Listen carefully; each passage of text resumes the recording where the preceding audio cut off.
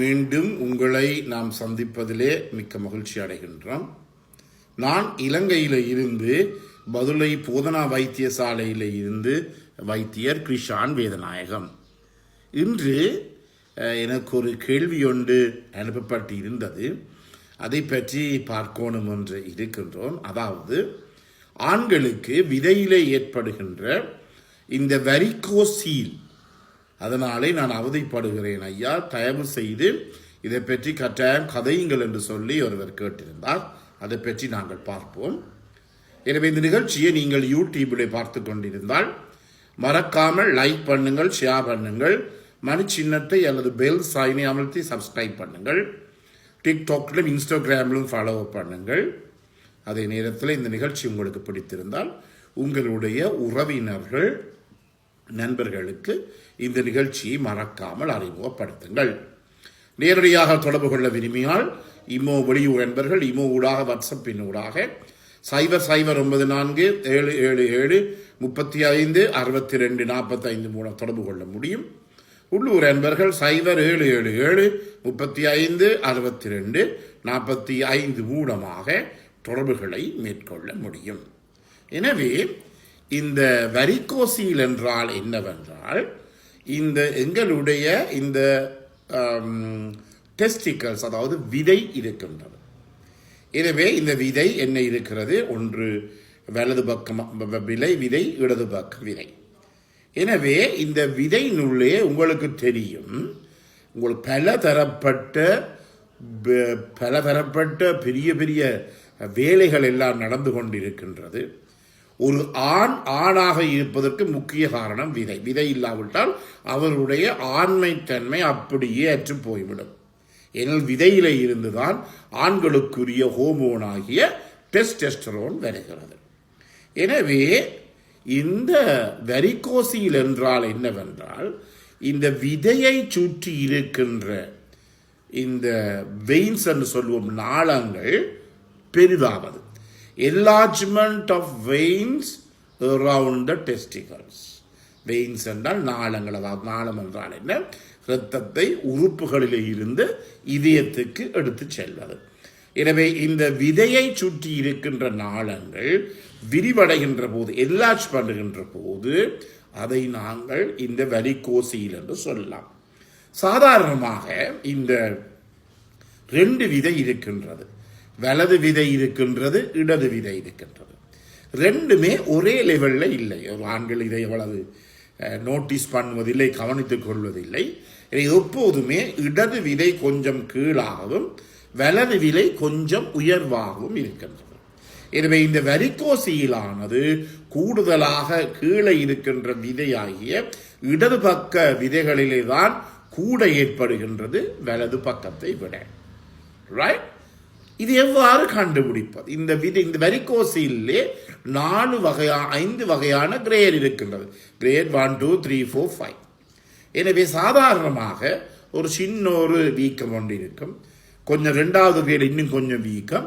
இந்த 3வது நிலை வருகின்ற போதுதான் ஒரு ஆணினாலே அவருடைய விதைப்பைகளை தொட்டு பார்க்கின்ற போது என்ன, என்னுடைய விதையை சுற்றி ஏதோ ஒரு பாம்பு மாதிரி ஒன்று சுருண்டு இருக்கிறதே, இதுதான் இந்த வெரிகோசீல்.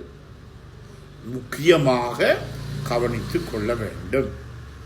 எனவே நாங்கள் இப்ப என்ன பாயிண்ட்டுக்கு வாரோம் என்றால், இந்த வெரிகோசீலுக்கும் பாலியல் உறவு, செக்ஸ் லைஃபுக்கும் என்ன பிரச்சனை? இதுதான் எனக்கு தொடுக்கப்பட்ட கேள்வி. எனவே பாலியல் தொடர்புகளை, உறவை இந்த வெரிகோசீல் பாதிக்கலாம். முதலாவது.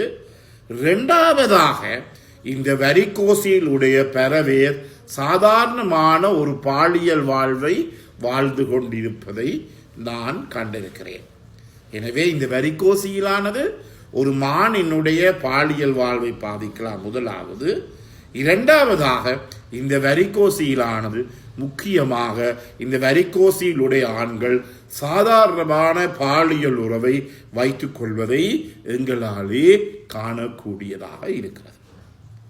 எனவே முதலாவது என்ன முக்கியமாக பாதிக்க வேண்டியது என்றால், இந்த வெரிகோசீல் உடையவர்களுக்கு ஒருபோதுமே பாலியல் ரீதியான ஒரு விதமான பிரச்சனையும் ஏற்படாது.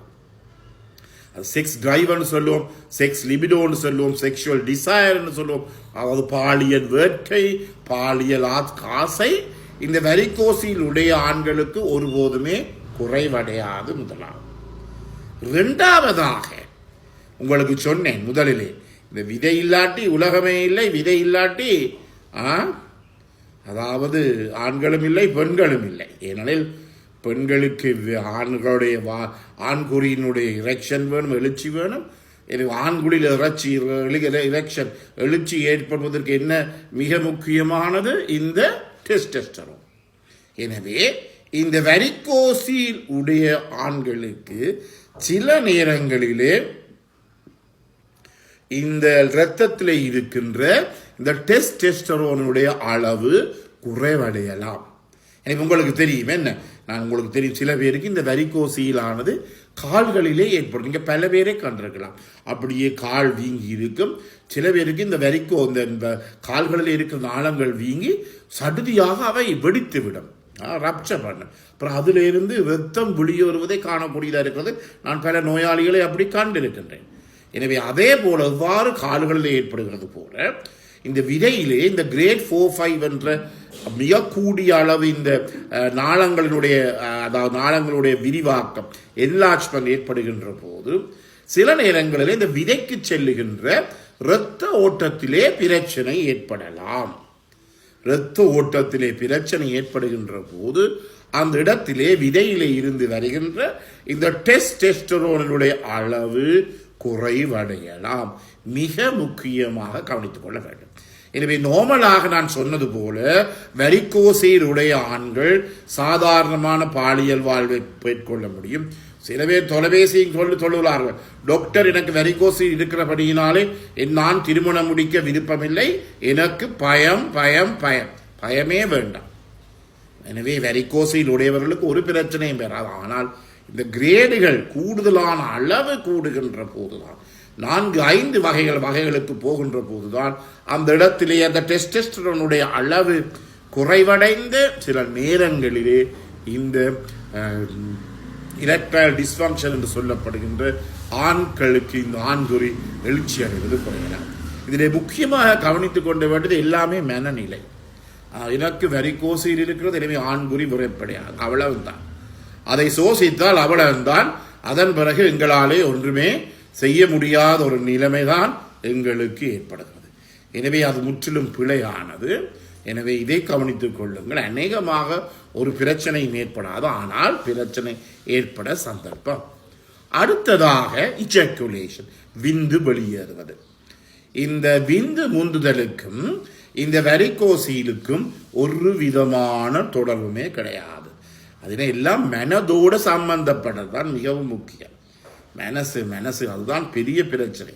எல்லாவற்றையுமே நாங்கள் செட்டில் பண்ணி விடலாம், எல்லாவற்றையுமே நாங்கள் சமாளித்து விடலாம். ஆனால் மனதை சமாளிப்பது என்பது மிக கடினமான ஒன்றாக எங்களுக்கு இருக்கிறது. எனவே இந்த வெரிகோசில் உடையவர்களுக்கு இஜாக்குலேஷன், விந்து வெளியேறுகிறதுல ஏதாவது பிரச்சனை ஏற்படுமா அல்லது விந்து முந்துமான்னு சொன்னால் இல்லை இல்லை இல்லை என்றுதான் ஒரு நான் கொடுக்கின்ற ஒரு மறுமொழியாக இருக்கிறது. அடுத்ததாக இந்த வெரிகோசில் உடையவர்களுக்கு பிள்ளை பிறக்குமா?